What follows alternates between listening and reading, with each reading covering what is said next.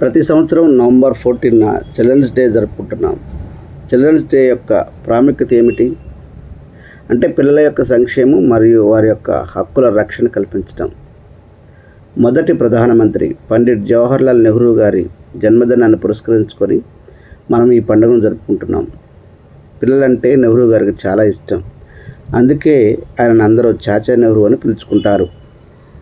పిల్లల యొక్క హక్కులను రక్షణ మరియు వారికి నాణ్యమైన విద్య అందించడమే మనం ఆ మహానుభావునికి అందించే సరైన గౌరవం. ఈనాటి పిల్లలకు రక్షణ కరువైంది. నిత్యం ఎన్నో చెడు వార్తలను వినాల్సి వస్తుంది. పిల్లలే దేవుళ్ళు అన్నారు కదా, వాళ్ళ ముఖంలో దేవుణ్ణి చూడటానికి ప్రయత్నం చేయండి. నేటి పిల్లలే రేపటి పౌరులు కదా. మంచి సమాజ నిర్మాణానికి పిల్లల పునాదులు. ఆ పునాదిని గట్టిగా వేయాలి. స్వేచ్ఛ, విద్య, రక్షణ, సరైన